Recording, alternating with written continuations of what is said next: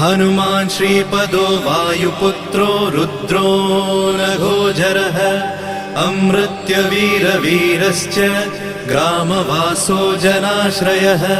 धनदो निर्गुणः शूरो वीरो निधिपतिर्मुनिः पिङ्गाक्षो वरदो वाग्मी सीताशोकविनाशकः शिवः शर्वत्परो व्यक्तो व्यक्तो धराधरः पिङ्गकेशः पिङ्गरोमा श्रुतिगम्यः सनातनः अनादिर्भगवान् देवो विश्वहेतुर्जनाश्रयः आरोग्यकर्ता विश्वेशो विश्वनाथो हरीश्वरः भर्गो रामो रामभक्तः कल्याणप्रकृतिस्थिरः विश्वम्भरो विश्वमूर्तिर्